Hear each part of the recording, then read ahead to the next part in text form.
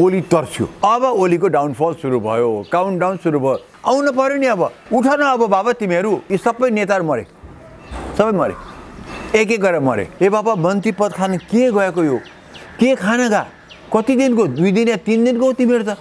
त्यो के काम गर्न, के गर्न गएको यो? के गर्न खोज्यो? यिनीहरू त अब कुहिसके, आउट। यी कुहिएका नेताहरू अब के हुनेवाला छैन। म त भन्छु कि अब त ओलीलाई संसदबाट एनी हाउ ढाल्नै पर्छ। संसद भिन्छ समय आएपछि भन्छु भन्नुहुन्छ। समयको नेपाल डुबेपछि गर्नुपर्ने। अनि सुनामी आयो, हामी कहाँ भोलि नै आउँछ। मुलुक डुब्यो, दोषी बाबुराम भट्टराई नै हो भने त्यो संसद बिउजिन्छ। दुःख लाग्छ मलाई, ससाङ उठ्नु पर्थ्यो। देउवासँग टक्कर खान सकेन। तिमीहरू त विकल्प हो, तिमीहरू किन उठ्न सक्दैनौ? शेखर किन उठ्दैन अहिले? गगन थापा किन उठेर आउँदैन? तिमी आफ्नो ग्रुप बनाऊ न, अगाडि बढ तिमीहरू। होली जाने बित्तिकै के पनि हुँदैन। अहिले त राम्रो हुन्छ। ओली त ढल्छ उल्टिने बित्तिकै ओली चाहिँ खत्तम। त्यसै यो के खान चाहिँ मान्छेहरू मन्त्री हुनु गएका? अहिले पार्टी छ बाबा, कुहिएका सिनो भएका नेता हुन्, सबै सिनो भइसकेका छ यिनीहरू। त के कङ्ग्रेसमा शेरबहादेव मात्रै हो? लोकतन्त्र भर्खर पलाएको छ। यो त लोकतन्त्र मुन्टै भाँच्ने कुरा भयो भने न्यायपालिकामा च्यालेन्ज दिएको छ। त्यसैले यो जुन विस्तार देखिए नि मन्त्रीमण्डलको विस्तार, यो त अर्थ न बर्थ्यो विस्तार छ। कतिसम्म तल ओली गिरिसक्यो भनेको त यो मन्त्रीमण्डलको विस्तारबाट बुझिहाल्यो। अब ओलीलाई चाहिँ नि खबरदार नै गरेको हो। अनि के गरे तिमीले? झन् कति डिप्रेसनमा जान्थ्यो तिनीहरू, र उनले खानै नहुने थियो, चाहिँ ललिपप खाइदिए। आज हामीसँग कुराकानी गर्नका निम्ति डाक्टर सुन्दरमणि दीक्षित हुनुहुन्छ। डाक्टर साहब स्वागत छ। धन्यवाद सर, थ्याङ्क यू। डाक्टर साहब, ओलीजी अब क्रमशः कमजोर बन्दै जानुभयो र उहाँ जति कामहरू गर्दै हुनुहुन्छ यो हताश मनस्थितिको उपज हो भनेर मान्छेहरू भन्न थालेका छन्। 2/3 जनमत दिएर पनि जनताले अपेक्षा अनुसारको परिणाम त पाउन सकेनन्। तर अहिले पछिल्लो समय ओली नै कमजोर भए, अब ओली दिनदिनै हताशका मनस्थितिका निर्णयहरू गर्न थाले भनेर जो अहिले टिप्पणी सुरु भएको छ, ओली कमजोर भएका हुन्, यस्तो भएको हो? त्यो त प्रष्टै हो नि, एब्सोल्युटली हो। यिनीहरू कुनै शङ्कै छैन। अहिले जुन काम गर्दैछन् उनी, यो त प्रष्टै छ। मैले त भने काउन्टडाउन सुरु भइसकेको छ उनको त। काउन्टडाउनबाट 100बाट झार्दै लाग्दै आज 70-65 पुगिसक्यो ओलीजी त। अब त ओलीजीको हेर्दाखेरि त अब त उनी न्यायपालिकालाई पनि च्यालेन्ज दिन थालिसके, पोलिटिकल सिस्टमलाई पनि च्यालेन्ज दिन थालिसके। जब त्यो मान्छे ज्यादै चाहिँ कमजोर हुन्छ नि, अनि उसले जे पनि जस्तो हरिणले पनि, बाघले लखेड्दै गयो, चितुवा लखेड्दै गयो भने हरिण पनि भित्तामा पुगेपछि उसले पनि थाहा छ ऊ मर्छ भनेर, त उसले त्यो सिङ ल्याएर चाहिँ नि जुझ्दै आउँछ। त्यसैले अहिले ओलीजीको अवस्था त्यस्तै छ। अब यो प्रश्नै छ, अहिले डाउनफल भइसकेको छ। जसरी मन्त्री परिषदको विस्तारमा उनले पात्रहरूको छनौट गरे, यसलाई कसरी लिनुहुन्छ? उनको मन्त्री परिषद पात्रमा त किन, अहिले भर्खर सुप्रिम कोर्टले चाहिँ नि उनको चाहिँ नि यो जुन मन्त्रीमण्डल विस्तार गरेको छ त्यसमा चाहिँ अहिले त रिट छँदैछ। हेर्नुहोस् त, भने त्यस्तो अवस्थामा रिटमाथि रिट परिराखेको बेलामा अहिले आएर यो काम गर्नुहुन्छ, यो त च्यालेन्ज दिएको छ ओलीले। अब उसको चाहिँ यति कमजोर अवस्था, अब चाहिँ नि ल गर त, के गर्न सक्छ गर त भनेर पोलिटिकल सिस्टमलाई पनि च्यालेन्ज, न्यायपालिकालाई पनि च्यालेन्ज दिएको छ। त्यसैले यो जुन विस्तार देखिए नि मन्त्रीमण्डलको विस्तार, यो त अर्थ न बर्थ्यो विस्तार छ। यो त त्यहाँ 1-2 जना जेन्युन छन्। अब त्यहाँ रातो पासपोर्टको चोरी भएको मान्छेको पनि त्यहाँ नाम छ, अर्को कुनै के भ्रष्टाचार मुसिया मान्छे भन्ने नाम त्यहाँ छ। जब मान्छेले आफूसँग चाहिँ नि कोर्टमा केस परिराखेका मुद्दा रहिरहेको व्यक्तिहरूलाई पनि जब लिन थाल्छ नि, तब बुझ्नुहोस् कि त्यो मान्छे कहाँसम्म पुग्यो, उसँग असल व्यक्ति त कोही रहन्छ नि त। भनेदेखि कतिसम्म तल ओली गिरिसक्यो भनेको त यो मन्त्रीमण्डलको विस्तारबाट बुझिहाल्यो। जसरी हुन्छ आफूसँग मरो भएको मान्छे मबाट नजाउन्। ए बाबा अब गए पनि तिम्रो केही लाग्दैन, तिम्रो चाहिँ नि यति कमजोर शक्ति भइसकेको छ ओलीजी कि अब तिम्रो त्यहाँबाट तिम्रो गए पनि आयो केही फरक पर्नेवाला छैन। डाक्टर साहब, अब यो जुन खालको ओलीजी कमजोर भए भनिएको छ, अब अदालतमा पनि हिजो मात्रै 3वटा मुद्दा हार्नुभयो उहाँले। प्रदेशमा उहाँमाथि फेरि त्यस्तै चार्ज भएको छ। गण्डकी प्रदेशमा उहाँको मुख्यमन्त्री चिप्लिसकेको स्थिति छ। पृथ्वी सुब्बा गुरुङले विश्वासको मत लिन सकेनन्। यता पार्टीको 10औं महाधिवेशनले गरेको जुन निर्णय छ त्योभन्दा दायाँ बायाँ गरेर गरिएका कुनै पनि कुरालाई वैधानिकता नदिने भनेर अदालतले यो कुरा भनिदिएको छ भनेपछि अब फेरि उहाँले कसैलाई कारबाही गर्न सक्ने स्थिति पनि भएन र उहाँले जुन खालको चाहना छ उहाँको पार्टीभित्रको अहिलेको गतिरोधलाई निकास दिने जुन चाहना छ त्यो अनुसारको स्थिति पनि भएन। अब माधवजीहरू झलनाथजीहरूको पोजिसन पनि यो सर्वोच्चको फैसलाले निर्णयले त त्यही स्थितिमा फेरि शक्तिमा पुर्याइदियो भनेपछि अब 10औं महाधिवेशनमै ओलीजी उभिनु पर्दाखेरिको अवस्थामा यताका निर्णयहरू सबै उहाँका निर्णयहरू अवैधानिक ठहर हुने भएको स्थिति छ। यसलाई कसरी लिनुहुन्छ डाक्टर साहब? अब यो कसरी अगाडि यो तपाईँले जे विश्लेषण गर्नुभयो त्यही नै हो। अब ओलीजीको चाहिँ नि अब ओलीजीले दायाँ बायाँ गर्ने ठाउँ रहेन। जति झुक्काउन सके झुक्काए, जति अनियमित कामहरू गरे, अनैतिक काम गरे। अब चाहिँ नि एक पोइन्टमा पुग्यो जब न्यायालयले पनि सही निर्णयहरू दिएर चाहिँ नि अब ओलीलाई चाहिँ नि खबरदार नै गरेको। अब तिमी ज्यादै बढ्दै यताउति गर्न थाल्यौ, यो न्यायसङ्गत छैन, कानुनसङ्गत छैन। त्यसैले अब चाहिँ नि तिम्रो चाहिँ नि अब होस गर, अलिक कानुन र न्यायलाई लिएर अगाडि बढ भन्छ नि उसले राम्रोसँग उसले चाहिँ भन्दै हो। अहिले चाहिँ न्यायपालिकाले चाहिँ नि राम्रोसँग सबक दिएको छ।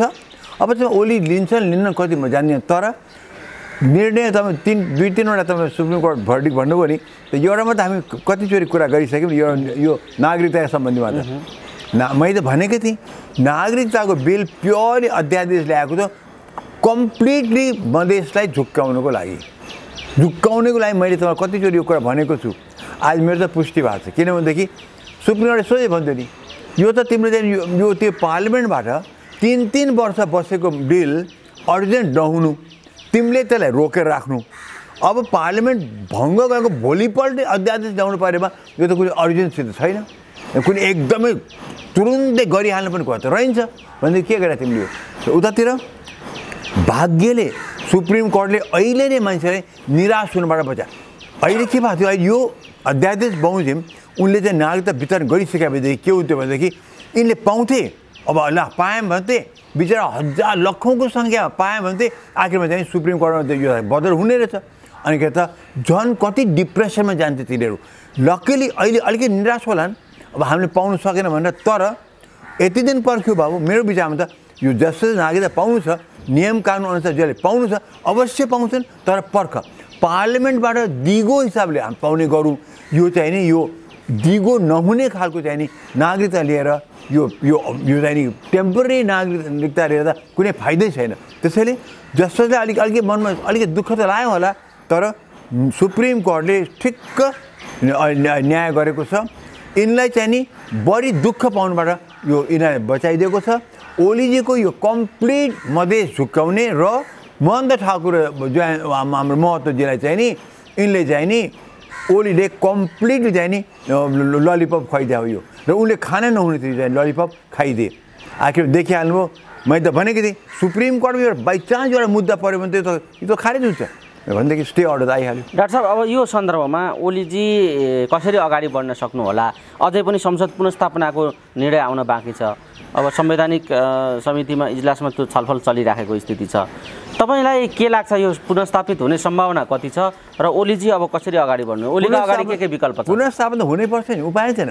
संविधानले के भनेको छ भनेदेखि एउटा दल मेजोरिटी छैन भने उसले 2-3 मिलेर गर्न पाउँछन्। हुँदा एक व्यक्ति पनि उठेर चाहिँ म सरकार बनाउँछु भनेदेखि थर्ड चोइसमा त्यहाँ पनि रहेछ। त्यतिसम्म हाम्रो संविधानले दिएको छ। किनभने संविधान बनाउँदैखेरि त्यसमा विचार के भएको छ भनेदेखि यसरी बार हाम्रो संसद भङ्ग भएको छ, त्यो यस्तो काम गर्ने हुँदैन। अब चाहिँ नि केही नभएदेखि एउटै व्यक्ति पनि माथि संसदमा आएर चाहिँ नि म बनाउन सक्छु भनेदेखि उसलाई पनि प्रेसिडेन्टले बनाउन दिनुपर्छ भनेर चाहिँ नि तोकेर राखेको कुरा संविधानले दिएपछि अब त्यसलाई सुप्रिम कोर्टले कसरी काट्न सक्छ? काट्नै सक्दैन। सो संसद त बिउजिन्छ। यो त मैले कुनै प्रेसर गर्नै पर्दैन। संविधानले त्यतिसम्म छुट दिएपछि उसले कसरी जाने? उनले चाहिँ नि विश्वास मत लिन जाने, अनि त्यहाँबाट चाहिँ जब यिनीहरू चाहिँ गए 149 जनाको सही लिएर जाँदाखेरि हाम्रो प्रेसिडेन्टले चाहिँ नि तत्काल माने नकार्नु कहीँ काम गर्न पाइन्छ। त्यो त सेकेन्ड स्टेजको थियो, चाहिँ फर्स्ट स्टेजको भयो। सब थर्ड स्टेजमा पनि थियो बाबा। एउटै व्यक्ति पनि त्यहाँ भनौँ न, त्यहाँ शेरबहादुर मात्रै उभिएर चाहिँ म गर्छु भने हुन्थ्यो, प्रचण्ड मात्रै गरे पनि हुन्थ्यो, माधव नेपाल एकचेलै गरे पनि हुन्थ्यो। तर त्यो पनि चान्स भने कम्प्लिटली गैर संविधानिक कुरा गरेका छन् ओलीजीले। त्यो त अवश्य पनि उल्टिन्छ, कोही शङ्कै छैन। उल्टिने बित्तिकै ओलीजी पनि खत्तम। त्यसै यो के खाना जे मान्छेहरू मन्त्री हुनु गएका अहिले के जसरी मैले भनेको थिएँ नागरिकताको अध्यादेश नल्याऊ, सुप्रिम कोर्टबाट त्यस्तै अर्डर हुँदा भए चाहिँ आखिर भयो। म फेरि भन्दैछु, ए बाबा मन्त्री पद खान के गएको यो, के खान गएको, कति दिनको, 2 दिन या 3 दिनको हो तिमीहरू त, त्यो के काम के गरेर गएको यो। तिमीहरूले भनिरहेको छ ओलीजीले के ठुलो काम गरे। ए बाबा तिमीहरूको सबै मन्त्री भने ओलीजी टिकाउन सक्दैनौ भने तिमीहरूले के गर्न खोज्यो। र ओलीजी अब टिक्छु भनेर ठान्नै पर्दैन। अब त म त भन्छु कि अब त ओलीलाई संसदबाट एनी हाउ ढाल्नै पर्छ, संसद भिन्छ। पछिल्लो समय डाक्टर साहब यही सन्दर्भमा विभिन्न ओली प्रतिगमनकारी हुन्, ओली निरङ्कुश भए, ओली हिटलर भए भनेर जसरी ओलीको विगतमा आलोचना गरिराखेका थिए अन्य राजनीतिक दलहरूले, अन्य विरोधीहरूले जसरी ओलीको विरोध भइराखेको थियो, अहिले पछिल्लो समय डाक्टर बाबुराम भट्टराईले फेरि अप्रत्याशित किसिमका, अलिकति आश्चर्यजनक किसिमका, अलिकति अस्वाभाविक तरिकाका कुराहरू उहाँ गरिराख्नु भएको छ।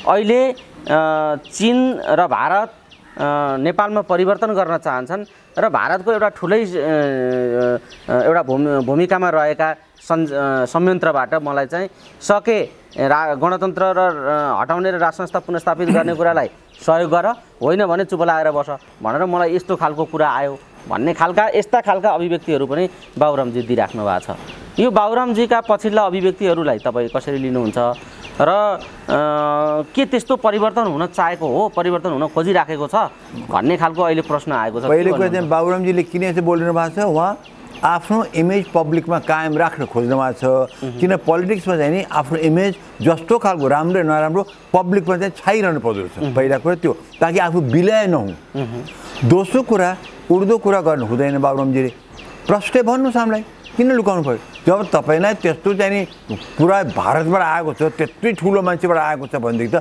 तपाईँ खुला भनिदिनुहोस्। आखिर राष्ट्रको कुरा हो यो, राष्ट्रको अस्तित्वको कुरा हो भनेदेखि त, र राष्ट्र ठुलै खतरामा परेको छ तपाईँ लुकाएर आफ्नो मनमा राखेर काम छैन। तर म अहिले भन्दिनँ, समय आएपछि भन्छु भन्नुहुन्छ। समयको नेपाल डुबेपछि भन्ने। अनि त्यो भन्नलाई म राति 1 बजे ओलीकामा गएको थिएँ, ओलीले यो मेरो कुरा सुन्दिएनन् भन्ने खालको अभिव्यक्ति दिनु। अनि ओलीले चाहिँ नि त्यस्तो खतरा भावे ओलीले सुन्दैन थिए। अघि ओली पनि त बेकुफ त होइन नि, त्यस्तो ठुलो खतरा नेपाल भोलि डुब्ने अवस्था भए त ओलीले पक्कै सुन्थे। र भएको ओलीले सुनेनन् रे, कहीँ त भोलिपल्ट मुलुक त डुबेन। अगर बाबुरामजीले त्यस्तो हतार पारेर त्यो भनिहालौँ, नत्र त मुलुक डुबिहाल्छ, ठुलो खतरा छ, सुनामी आयो हामी कहाँ भोलि नै आउँछ भनेर त्यो समाचार लिएर ओली कहाँ गाभेदेखि र ओलीले नमान्ने बित्ता भोलिपल्ट सुनामी आइसक्नु पर्थ्यो, भोलिपल्ट भैँचालो आइसक्नु पर्थ्यो।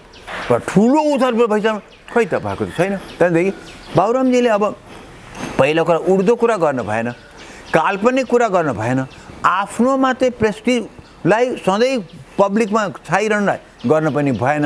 र बाबुराम जस्तो मान्छे प्रधानमन्त्री भइसकेका मान्छेले चाहिँ नि जे बोल्छन् त्यो चाहिँ नि प्रुफसहित जनतालाई मान्ने गरेर बोल्नुपर्छ। र त्यस्तो कुनै ज्ञान उनलाई छ भने तत्काल उनले राष्ट्रको लागि, राष्ट्रको हितको लागि उनले तत्काल पब्लिकमा बोलिहाल्नुपर्छ। त्यहाँ म लुकाएर म पछि भन्छु भने चाहिँ मिल्दैन। त्यसो भयो भनेदेखि भोलि के खराब हुने तपाईँ दोषी रहनुहुन्छ कि तपाईँलाई थाहा थियो, हामीलाई भन्न भएन, हामीले के गर्न पाएनौँ, हामीले आफ्नो बचाउ गर्न पाएनौँ, मुलुक डुब्यो, दोषी बाबुराम भट्टराई नै हो भनेर हामीले तत्काल हामीले भन्नै पर्छ, अरू हामीसँग उपाय छैन।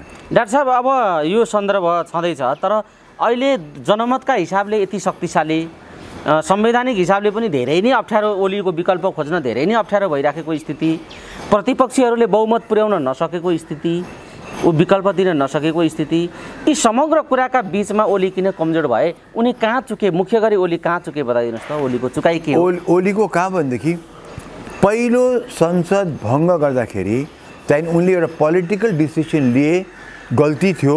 र त्यो बेलामा चाहिँ नि उनले एउटा कुनै किसिमबाट उनलाई के भयो भनेदेखि यिनीहरूले अविश्वासको मतको लागि सिग्नेचर कलेक्ट गर्यो, प्रचण्ड र माधव नेपालले। र त्यस बेलाको सिचुएसन याद गर्नु होला, जुन बेला ओली ढाल्ने भोलि ढाल्ने पर्सि ढाल्ने भइरहेको थियो।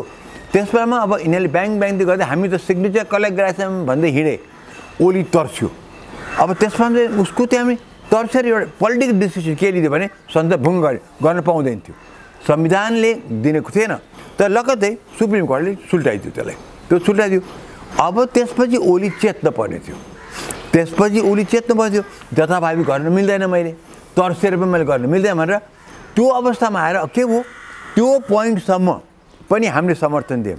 हामीले के भन्नु होइन, ओलीको ज्यादैबाट एनी हाउ ओली हटाउ क्याम्पेन चलाएछ, यो ठिक भएन। किनभने सबै नेता हामीले चाकिसक्यौँ, प्रचण्ड चाकिसक्यौँ, दुईचोटि महादेव नेपाल चाकिसक्यौँ, शेरबहादेव, बाबुराम भट्टराई, को बाँकी थियो, तर सबै ओलीको अगेन्स्टमा लागेका थिए। जबकि हामीले के देख्यौँ भने ओलीले त्यस्तो खराब कुरा त केही गरेको थिएन। संसद भङ्ग गरे एकचोटि, सुप्रिम कोर्ट फर्काइदियो, संविधान ब्याक टु ठाउँमा आइहाल्यो भनेदेखि ओलीले अब काम गर्न देऊ, अब काम गर्न देऊ हो। हामीले पनि बुझ्यौँ कि होइन, महादेव नेपाल र यो प्रचण्ड ग्रुपले उसलाई काम गर्न दिएको रहेछ। हामी बुझिकन हामीले भने होइन, ओलीजीलाई काम गर्न देऊ, अब उनले काम गर्न पाउनुपर्छ भनेर भनेका थियौँ। तर ओलीजीले गएर त्यसपछि जब संसद जिउँथ्यो, उनले त्यो बेलामा भने म 2/3 मतकै प्रधानमन्त्री हुँ, किनभने सुप्रिम कोर्टले त्यही पोइन्टमा बिउजाइदिएछ भने त्यो पनि ठिक थियो। तर हामीले के भन्यो भनेदेखि यसो हो भने तपाईँले विश्वासको मत दिनुपर्छ, किनभने मोरली अथोरिटीको लागि चाहिन्छ भनेर भनेको थियौँ। त्यसबिच फेरि प्रचण्डजी भोलि नै अविश्वास प्रस्ताव हाल्छु, पर्सि हाल्छु भन्न थाल्नुभयो, महादेव नेपाल त्यही भन्न थाले, हुँदाहुँदै सबै मिलेर हाल्छु भने कहिले हाल्दैनन्। नभएपछि ओलीजी मलाई चाहिँ नि विश्वासको मत लिन्छु भनेर जानुभयो, एकदम करेक्ट, त्यो पोइन्टसम्म ओली करेक्ट। त्यसपछि विश्वास मत लिन जान गएपछि त्यहाँबाट जब उनले यो सेकेन्ड टाइम संसद जुन विघटन गरे, त्यसमा चाहिँ नि राष्ट्रपतिले जे रोल खेलिन्, यी 2 पोइन्टबाट अनि के बिग्रिन थाल्यो। अनि ओलीको के बुद्धिले चाहिँ नि उनी पहिले मत दिन गए ठिक पोइन्टमा विश्वास मत, तर के बुद्धिले त्यसलाई फेरि चाहिँ भङ्ग गरेर चाहिँ नि फेस गरेनन् भनेपछि उनले एउटा चाल चले, ठिक थियो, तर त्यो चाल चाहिँ नि उनले देखेको थियो नि, अब म हार्छु, हार्नु त अवश्य हार्ने थियो, त्यो हार्यो थियो त फेस गर्नु पर्थ्यो। त्यो पोइन्टबाट ओली गए। अनि हेर्नु एकचोटि मान्छेले चाहिँ गल्ती गर्न थाल्यो, यो सेकेन्ड टाइमको भङ्ग त गल्ती, फर्स्ट टाइम एउटा मिस्टेक हो, पोलिटिकल मिस्टेक जसले पनि गर्छ। सेकेन्ड टाइम त जानी उनले चाहिँ नि एक प्रकारले पनि हाँसीको बाटो गराइदिए, विश्वास मत लिन जाने अन्त फेस चाहिँ नगर्ने। त्यहाँबाट उनको सुरु भयो, उनको र प्रेसिडेन्टको जुन मिलोमितो देखियो, त्यहाँबाट उनको हरेक कदम गल्ती हुँदै गएर शपथ लिने टाइममा गएर त उनले खिल्ली नै उडाइदिए हाम्रो संविधानको, हाम्रो राष्ट्रको गरिमाको, प्रेसिडेन्टको पदको, विद्या भण्डारीको होइन र प्रधानमन्त्रीको पनि गरिमाको उनले त खिल्ली नै उडाइदिए। र त्यसरी पछि आलोचना भयङ्कर हुन थाल्यो। र त्यसपछि जब उनले चाहिँ नि अध्यादेशहरू ल्याउन थाले, त्यो त बिल्कुलै गर्छ। खास गरिकन सिटिजनसिप अध्यादेश जुन ल्याए र त्यहाँबाट चाहिँ जसपासँग मिलेर गए, जसपाको चाहिँ नि उनले भनेको कुरा मान्नु, अब म तराई विरोधी होइन, मधेस विरोधी होइन देखाउनुसम्म ठिक थियो। तब जब मिलेरै उनलाई पनि मन्त्रीमण्डलमा लिएर चाहिँ नि अब चाहिँ नि त्यो हो मधेसको द्रोही ओली चाहिँ नि, अब मधेसबाट चाहिँ यो चाहिँ यो ललिपप खाँदै हिँडेका चाहिँ यो ग्रुपसँग मिलेर गएपछि त्यहाँ पनि टोटल गलत। अब त्यहाँबाट चाहिँ नि मन्त्रीमण्डल थप्दै गए, विस्तार गर्दै सुप्रिम कोर्टले चाहिँ नगर भन्छ, उनी गर्छन्। अनि त्यो पनि स्लाइडिङ स्केलमा अनि हामीले के भन्छौँ, अब ओलीको डाउनफल सुरु भयो, काउन्टडाउन सुरु भयो। र त्यही पोइन्ट, सो तपाईँ सोध्नु कुन पोइन्टबाट सेकेन्ड टाइम संसद भङ्ग गर्दाखेरि विश्वासको मत दिनु भनेर गएर जब त्यहाँ गर्न गएनन्, त्यो पोइन्टबाट ओली अनि गए। त्यसपछि एक कदम हरेक कदम गयो। हिजोको मन्त्रीमण्डलको विस्तार पनि त्यसैमा लान्छ, त्यो पनि बिल्कुलै गलत हो। डाक्टर साहब, यो एउटा कुरा भयो। अब यी गलत भएका, कमजोर भएका ओलीको विकल्पका लागि के ओलीको विकल्प भनेको प्रचण्ड हो त? के ओलीको विकल्प भनेको शेरबहादुर हो त? के ओलीको विकल्प भनेको बाबुराम भट्टराई हो त? के ओलीको विकल्प भनेको राजेन्द्र महतो हो त भन्ने यस्ता खालका प्रश्न पनि अहिले आम मानिसहरूको जिज्ञासा बनेको छ। ओलीको विकल्प छैन, किनभने अहिले जे पात्रहरू देखिएका छन् यिनीहरू कोही पनि ओलीभन्दा मास्तिर होइनन्। यी टेस्टेड हुन् र देखिएका यी हामीले भोगिसकेका पात्र हुन्, यीबाट केही पनि हुँदैन भन्ने मान्छेको एउटा खालको अहिले त्यो खालको निराशा छ मान्छेहरूमा। र ओलीको विकल्प को हो त? के प्रचण्ड हो त? शेरबहादुर हो त? बाबुराम हो त भनेर मान्छेले प्रश्न चिन्ह खडा गरेका छन्। यी विकल्प हुन् कि होइनन्? विकल्प होइनन् भने के गर्नुपर्छ? म तपाईँलाई एक पोइन्ट जवाब दिन्छु यसको। पहिला कुरा, तपाईँ जे भन्नुभयो बिल्कुलै सत्य कुरा हो यो। हामी नेपालीहरूको के बुद्धि भएको कि हामी यो 5-6 जना बाहेक अरू कोही देख्दैनौँ। पार्टी छ बाबा, 100 करोड मान्छे हरेक पार्टीमा छन्, युवाहरू छन्, केपेबल युवाहरू छन्। हो, उनी प्रस्तुत अगाडि हुन सकेका छैन, कोही चाहिँ कुनै दल कुनै ग्रुपमा मिलेर, कोही चाहिँ आफ्नो अगाडि पक्कर लिएर आउन नसकेर, कोहीले चाहिँ नेतृत्व उनकै पार्टी नेतृत्वले थिचेर राखेर आउन सकेका छैन। तर हामीले के सधैँ यही 5-6 जना मात्रै अनुहार हेरेर बस्ने हो? यत्रो 1-3 करोड जनतामा यिनी मात्रै छन् त? छैनन्। सो हाम्रो नेपालीको सोचाइ बुझाइ नै गलत छ यसमा। त्यसैले हामीले यिनको मात्रै अनुहार हामीले खोजेकै होइनन्। हामीले त भने यी त कुहिएका सिनो भएका नेता हुन्, सबै सिनो भइसकेका छ यिनीहरू त। हाम्रो नेपालको त केही पनि गरेन यिनीहरूले, कसैले पनि गरेनन्। त अब हामी चाहन्छ युवा खोजेको। त युवा खोज्दा के देख्यो भनेदेखि छन्, कोही उठ्न सकेका छैनन्, कोही दबिया छन्, कोही ग्रुपमा लागेका छन्। त्यसबाट यिनीहरूको त्यो मनस्थितिबाट पार्टीका युवाहरू त्यो मनस्थितिबाट अलग्गिएर आउन सके भनेदेखि प्रशस्त विकल्प पाइन्छ। हरेक पार्टीबाट हामीलाई विकल्प पाइन्छन्। जो विकल्पहरू हामीले टाइम देखा पनि छौँ, तर उनी उठ्न पाएका छैनन्। के कङ्ग्रेसमा शेरबहादेव मात्रै हो कि चाहिँ माओवादी प्रचण्ड मात्रै हो कि चाहिँ एमालेमा माधव मात्रै हुन्, झल्ला मात्रै हुन्? होइन, यिनीहरू त अब कुहिसके आउट। अब हाम्रो न्यायमा त्यसैले हामी निराश हुनु हुँदैन। आफ्टर ओली हो जति पनि छन् मान्छे, किन छैनन्? तर खालि के पनि त्यो पार्टीबाट हिम्मत तिनी पनि अगाडि आउनु पर्यो र पार्टीको कुहिएको नेतृत्व पनि पन्छिन पर्यो। अब त्यसलाई जनताले पनि उठाउनु पर्छ, जनताले कुरा उठाउनु पर्छ, पार्टीभित्रबाट त्यो कुरा उठाउनु पर्छ। किन पार्टी सपाएर मेरो काम होइन। मैले भन्न सक्छु कङ्ग्रेसले, जस्तो मैले भने कङ्ग्रेसले यसपालि भूमिका निभाएन, प्रतिपक्षको भूमिका निभाएन त हामी भनेकै छौँ। भनेदेखि हामीले भने त्यति मात्रै हो। तर पार्टीभित्रबाट त्यो आवाज उठेर नि कुहिएका नेताहरू हटाइने, 4-4 प्रधानमन्त्री भएकालाई हटाउने, अब माथि आउने भनेर। अनि विकल्प जति पनि छन्। त्यसैले जनता हताश हुनु हुँदैन। यी कुहिएका नेताबाट अब केही हुनेवाला छैन। तर डाक्टर साहब, युवा पार्टीभित्रको त्यत्रो 7 लाख 8 लाख कार्यकर्ता छन् हाम्रा भन्ने प्रचार गर्छन् दलहरू, तर त्यहाँ एउटा पनि छोरो देखिएन कि तिमीहरूले यो के गरेको भन्ने एउटा पनि कार्यकर्ता देखिएन। भनेपछि त मान्छे त निराश हुने भयो नि। यो त अवसानको घडी पो हो कि क्या हो भन्ने खालको मान्छेमा चिन्ता त भयो नि त। हो, अनि किन आउन सकेनन् ती युवाहरू? किन बोलिराखेको छैन? सबै दास जस्ता भएर हिँडेका छन् भन्ने मान्छेको अहिले टिप्पणी छ नेताहरू। अहिलेको जल्दो बल्दो योगेश भट्टराई मन्त्री थिए, यता गए यता आए, मतलब कुनै प्रिन्सिपलमा अड्न सकेनन्। भने युवा जल्दो बल्दो युवा हो नि। योगेश आयराम गयारामको उदाहरण दिनु पर्यो भने योगेश भन्छन् मान्छेले। र त्यसमाथि अहिले आएर चाहिँ नि ओलीबाट चट्ट फेरि मन्त्री पद पाइन्छ भनेर ओलीतिर आएर चाहिँ नि ओलीको यति नचाहिँदो कुरालाई जस्टिफाई गर्न खोजे। 1000 माइलको चाहिँ यात्रामा चाहिँ नि पहिलो कदम भने बुझेन कि पहिलो कदमै त्यत्रो खाल्डो खनिया छ, त्यो उनले बुझेनन्। सो त्यस्ता युवाहरू पनि हामीलाई चाहिएन। हामीलाई चाहियो ती युवा जो स्ट्यान्ड। एक्जाम्पल दिउँ, अब अर्को एक्जाम्पल दिउँ, शेखर कोइराला। ऊ जल्दो बल्दो नेता हो, राम्रो पकड्छ, उसको आफ्नो गाउँमा पकड्छ, त उसलाई चाहिँ उठ्न दिएनन्। मैले तपाईँले के भने सुरुमा कोही चाहिँ नि आयराम गयाराम, कोही चाहिँ नि कुनै ग्रुपमा लागे, कोही चाहिँ तर्सेर बसेका छन्, कोही चाहिँ पदको आशा भए, तर कोही चाहिँ नि नेतृत्वले थिचेर। अब एक्जाम्पल अर्को चाहिँ नि शेखर कोइराला अहिले डेफिनेटली कङ्ग्रेसमा उठ्न सक्ने व्यक्ति हुन्, उठ्छन् पनि, यो नउठ्ने होइनन्। तर त्यसमा चाहिँ अब कङ्ग्रेसभित्रैबाट चाहिँ युवाहरूलाई उठाउने चाहिँ जब त्यो माहौल बन्छ, शेखर डेफिनेटली माथि उठ्छ। दुःख लाग्छ मलाई, शशाङ्क उठ्नु पर्थ्यो। शशाङ्क उठ्नु बिपीको छोरा हुन्, तर शशाङ्कले देउवासँग टक्कर खान सकेनन्, चाहेनन् या हिम्मत गरेनन्। त्यसले त्यो हुन सक्थ्यो। तर अहिले शशाङ्क छन्, बाबा शेखर छन्, यस्ता छ नि। गगन थापै छ भने गगन थापा बोल्नु त एकदम चर्को छ, तर उसले पनि त्यो स्ट्यान्ड लिएर अगाडि बढ्नु आउनु पऱ्यो नि। अब नेतृत्व कुहिया छ भने हटाउनु पऱ्यो। अब तिम्रो नेतृत्व 4-4 प्रधानमन्त्री कसरी हुनु दिने? तिमीहरू पनि छौ नि, तिमी बुढा हुन लागिसक्यो, उठ न अब बाबा। तिमीहरू जनता छन् भन्छ, निराश भएको विकल्प छैन। तिमीहरू त विकल्प हो, तिमीहरू किन उठ्न सक्दैनौ? शेखर किन उठ्दैन अहिले? गगन थापा किन उठेर आउँदैन? तिमी आफ्नो ग्रुप बनाऊ न, अगाडि बढ। तिमीहरू हिम्मत छैन। अब हिम्मत हुनु पऱ्यो। त्यसैले हामी निराश हुनुहुँदैन, आउँछन् भन्नु कि भोलि एक्जाम्पल दिउँ, भन्नु भोलि यस्तो चाहिँ प्रकोप आइदियो, यी सबै नेताहरू मरे, सबै मरे, एक गरेर मरे।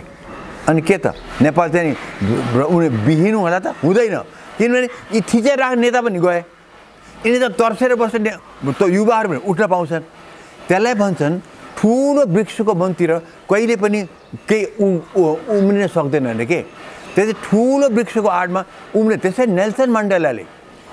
नेल्सन मण्डेलाले राष्ट्रपति भएको पहिलो दिनमै डिक्लेयर गरे म एक टर्म मात्रै हुन्छु, किनभने मै बसिरहे भनेदेखि जनताले मलाई नै चाहन्छ, मेरो विकल्प देख्दैन, तल कोही उठ्न पनि पाउँदैन, एन्ड देन मुलुक भड्कालोमा जान्छ भनेर उनले त्यहाँ कति बुद्धि भएको मान्छे थियो। त त्यो बुद्धि भएको नेता देखाउँछ के प्रचण्ड त्यो भने, माधव खनालले भने, उनले झलनाथले भने, शेरबहादुर देउवाले भने त्यो हुनुपर्छ नेता एक टर्म। महात्मा गान्धी प्रधान हुनै खोजेन। गणेशमान सिंह किन बाहिर कुरा, गणेशमान सिंह राजा वीरेन्द्रले तिमी प्रधान हुनु भन्दाखेरि मानेन, किन ऊ भयो भनेदेखि त अरू उठ्नै पाउँदैन। कति विचार छ यिनीहरूको भन्नुहोस् त मलाई, यस्तो विचार भएका मान्छे। त्यसैले यहाँ तपाईँले जुन भन्नुभयो हामी निराश हुनु पर्दैन, हामी यही विचार गरौँ कि बाबु यस्तो केही भइदियो, प्रकोप भइदियो नि, यी सबै नेताहरू मरे रे, हामी विहीन हुँदैन बा, कुनै हुँदैन।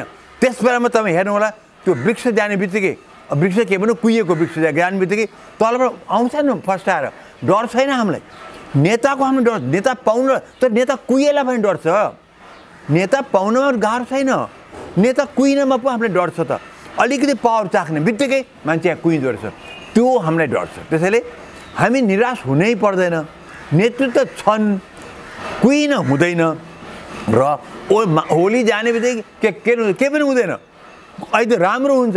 म त भन्छु संसद बिउजे बित्तिकै उसले सबभन्दा पहिले खत्तम पार। त त्यसको विकल्पमा न शेरबहादुर हो न यिनीहरू कुनै पनि नेता होइनन्, त्यसको विकल्पमा सबै यी भूतपूर्वहरू बसेर चाहिँ नि आफू बस्नु एक ठाउँमा र भनौँ कि अब हामी होइनन्, अब युवाहरूले हामी बनाऊँ, सेकेन्ड ऱ्याङ्कलाई थर्ड हामी बनाऊँ भनेर सङ्कल्प गरेर अगाडि जाऊ। जनताले तिमीलाई चाहिँ नि वाह गर्छ, तिमीलाई माथि उच्च पेडेस्टलमा तिमीलाई राख्छ। त तिमी त्यही ठाउँमा ओली जाने बित्तिकै मै खान्छु भनेर अनि के झगडा गर्न थाल्यो भनेदेखि अनिखेर तिमीहरू चाहिँ नि कुहिएका सिनो भन्दा पनि तिमी खराब हुन्छ। अब नेतृत्वले, नेताहरूले सेक्रिफाइस गर्ने बेला चाहिँ आयो। ओली त ढल्छ। अब नेताहरूले त्यो अहिलेको जुन सरकार छ त्यसमा गिद्धे आँखा नलगाएर चाहिँ अगाडि बढ्नु हो। अहिले सुप्रिम कोर्टमा शेरबहादुर दाइले ल्याऊ भनेको छ, किन त्यो त त्यही प्रस्ताव थियो नि त, त्यो लिएर जाने बाध्य भएको छैन। तर त्यो प्रस्ताव आएपछि पनि संसद बिउजिने बित्तिकै शेरबहादुरले भन्न सक्नुपर्छ कि म होइन, अब सेकेन्ड थर्ड ऱ्याङ्क आऊ भनेर त्यो भन्न हिम्मत गर्न पर्यो। अनिखेर मात्रै जनताले भन्छ हो अब हामीका नेताहरू सप्रेछन्, यी सिनो भएनछन्, अब खालि चाहिँ नि अब चाहिँ नि बिस्तारै पलाएर आएका युवाहरूलाई उठायो भने हामी भन्न पाउँछौँ। डाक्टर साहब, विगत समयमा ओलीको विकल्प खोज्नु हुँदैन, ओलीलाई काम गर्न दिनुपर्छ र ओली रहनुपर्छ भन्ने आवाज उठाउनु भयो, तपाईँले ओलीलाई समर्थन गर्नुभयो। एब्सोल्युटली। तर अहिले फेरि ओलीको विरुद्धमा लाग्नुभयो, ओलीको विरोध गर्दै हुनुहुन्छ। अनि डाक्टर साहबको के हो यो, कहिले त्यही ओलीको समर्थन, अहिले त्यही ओलीको विरोध, यी सुन्दरमणि डाक्टर साहबको पनि कुनै कुराको ठेगान रहेनछ भनेर दुई चारजना कमेन्ट गर्नेहरू पनि देखिन्छ। यो किन तपाईँलाई यसो भन्छन् मान्छेहरू? आज मात्र होइन, मलाई यो कुरा 36 साल पछिदेखि नै यो कुरा मलाई भएको छ। हामी भने जनता हौँ, हाम्रो लागि न पदमा जानु छ न कसैलाई खुसामत गर्नु छ। मलाई प्रचण्डलाई खुसामत गरेर केही छैन, उसलाई खुसामत, मैले प्रचण्डलाई कति तारिफ गरेँ, मलाई मान्छेले माओवादीसँग भने, अहिले आएर म के भन्छु प्रचण्ड डुबे भन्छु भन्दैन। माधव नेपाल मेरो मित्रै हुन्, माधव नेपाल म कच्छु त हामी सँगसँगै जाने, हामी कति आफै काम गरेका छौँ। माधव नेपाल मेरो यही क्लिनिकमा आएर मलाई पोजिसन अफर गर्नुभएको छ। तर हाम्रो त त्यो पदको आशा होइन, हाम्रो खालि के भने कसले गुण अवगुण हेरेर गर्ने, राइट र रङ। आज मेरो मित्र छ भन्दैमा उसले गलत गर्यो गर्ने बित्तिकै मैले त्यसलाई समर्थन दिन सक्दिनँ, उसलाई सम्झाउन सक्छु, उसलाई गएर सल्लाह दिन सक्छु, त्यो पनि मानेन भनेदेखि म त विरोध गर्छु नि। जस्तो माधव नेपाल असाध्यै राम्रो मित्र मेरो, एकदम राम्रो। म उहाँको डक्टर पनि थिएँ एक जमानामा, घरमा म कचेरी गएको छु, आज पेसेन्ट मैले उहाँले हेरेको छु। उहाँ अब एमालेमा त हामी धेरै नजिकै थियौँ, सँगसँगै हामी हिँडेका थियौँ मोटरमा कचेरी। तर जब उहाँले 2 ठाउँबाट हार्नुभयो र प्रधानमन्त्री हुन पुग्नुभयो, त्यस बेला मैले इमिडिएटली विरोध गरेँ। र म पेपरमै लेखेँ, उहाँ निकै रिसाउनु बातमा सुन्छु, त रिसाएर के गर्ने? गलत। मैले भने लोकतन्त्र जाने यसरी मास्न पाइन्छ? लोकतन्त्र भर्खर पलाएको छ। यो त लोकतन्त्र मुन्टै भाँच्ने कुरा भयो भने प्रचण्डको त्यही भयो। त्यति राम्रो काम गरिरहेको मान्छे जे गोइभराले गर्न सकेको कुरा आएर यहाँ आएर चाहिँ नि जब इलेक्सनमा चाहिँ नि जब हार्ने देख्ने बित्तिकै राति 2 बजे चाहिँ नि इलेक्सनमा मान्दिनँ भन्दै चक्ना छु। ओलीको पनि मैले अवस्थामा के भने ओलीलाई काम गर्न दिएका छौँ, बिरामी थियो, रोगी थियो, किडनी ट्रान्सफर भएको छ, अपेन्डिक्स फुटेको छ, काम गर्न पाएको छैन, तर 2/3 मत ल्याएको ओली हो, काम गर्न दिउँ। र ओलीले बार भनेको थियो कि मलाई प्रचण्ड नेपालले काम गर्न दिएनन्, अब बाबा काम गर्न दिउँ भनेर मैले भने 2/3 मत छ बाबा, काम गर्न दिउँ भनेर भने। र जबसम्म पहिलो संसद भङ्ग गर्नु जान्छ मैले पनि होइन, यो पोलिटिकल यो मिस्टेक हो, यो स्टेप हो, मिस्टेक हो, तर त्यसमा म विरोध गर्दिनँ। तब सेकेन्डबाट त बिल्कुलै कम्प्लिटली रङ कुरा गर्दै गए, विरोध गर्ने पऱ्यो। त्यसै गरेर हरेक हेर्नुहोस् 36 सालमा जब जन्म सङ्ग्रह भयो नि, जब म त राजाको परिवारको डक्टर थिएँ, अब हामी त सरकारमा काम गरिरहेका मान्छे हौँ। त्यो बेलामा हामी पुरा चाहिँ नि बहुदलपट्टि हामी भोट हालेर क्याम्पेन गर्दै हिँड्यौँ। त्यो बेलामा मलाई प्यालेसबाट प्रिन्सिपल मिलिट्री सेक्रेटरीबाट सोधपुछ भयो मलाई कि तिमीले के गर्यो? हामी राजाले दिएको अधिकार चाहिँ हामीले प्रयोग गऱ्यौँ भनेर। मलाई चाहिँ पञ्चहरूले भट्टायो यो काङ्ग्रेसी। ओके, अगाडि आयौँ। म कतिसम्म तिमी लाउती पद्मजा लाउतीमा एकदम नजिकै, हामी सँगसँगै हेलिकप्टरमा उहाँको घर, हामी उहाँ 8 रायो कहाँ पुगेका छौँ, इलाममा हामी पुगेका छौँ माथि। उहाँको भाषण थियो, म आज डक्टर गएको थिएँ उहाँसँग। उहाँले त्यो बेलामा मलाई त्यो बेला कुरा है उहाँको भाषण सब सिद्धि ठुलो भिड थियो। अब त्यहाँ मन्त्री उहाँले राजा भाषण गर्ने भन्नुभयो। आज कहाँ मैले भाषण गरेँ त भनेर भने। अब मलाई त्यसमा जब म 36 साल यता लागेँ, मलाई पञ्चहरूले राजपरिवारले मलाई काङ्ग्रेसै भट्टायो। 46 साल आयो, अब 46मा त को काङ्ग्रेसको एमाले मात्र थिएन। त्यो बेलामा मलाई बिकज मैले एमालेको चाहिँ त्यो अनसनकारीहरू भद्रकाली बसेको थिएँ, म विरोधमा थिएँ, यिनलाई समर्थनमा मैले इमर्जेन्सीमा चाहिँ ठाउँ ठिक गरिदिएको थिएँ बिरामी हुन्छ भनेर। त्यो सुनाएर गिरिजाले के पऱ्यो, यो एमाले खुकार एमाले। सो म काङ्ग्रेसबाट एमाले पुगेँ। पञ्चहरूले मलाई काङ्ग्रेस भन्टाने, काङ्ग्रेसले मलाई एमाले भन्टान्यो, म खुकार एमाले भएँ र मैले विरोधमा निस्किनु पऱ्यो। यसै कारणबाट विरोधमा निस्किनु पऱ्यो। त्यहाँबाट एमाले राम्रो सम्बन्ध जरुरी छ। माओवादीको कुरा आयो, अब माओवादी गरे कति कुरा ठिक छ, एमाले त कुहिसकेको थियो, कति कुरा ठिक छ। सो मैले यो कुरा एमालेको माओवादीको ठिक छ, यो हामीले यसमा चाहिँ हामीले सम्बोधन गर्नुपर्छ बाबा, यो पोलिटिकल पार्टी हो यो भन्दाखेरि मलाई माओवादी भने। त्यहाँबाट आए माओवादी कुहिएर गए। माओवादी कुहेपछि अनि के चाहिँ नि कहिले म माओवादी पनि भएँ, काङ्ग्रेस भएँ। मेरो जे छ बोली प्योर राष्ट्रको लागि, जनताको लागि र गुण अवगुण हेरेर, राइट र रङ हेरेर मैले बोल्ने हो, मित्रताको आधारमा गर्ने होइन। पदको लागि त गर्ने हुँदै होइन, किन मलाई पदै चाहिएको छैन। र मलाई के दिन सक्छ? एकचोटि मलाई राजपरिवारमा र मलाई के सोधेँ भनेदेखि मैले यस्तो कुरा यस्तो आयो कि चाकरी किन गर्दैनौ भने। अहिले चाकरी के भने मैले भने राजाले मलाई के दिन सक्छ? राजाले मैले हद चाहिँ नि जग्गा देला, घर देला, मोटर देला, एम्बेसडर बनाउला, मन्त्री भन्ला, प्रधानमन्त्री बनाउला रे।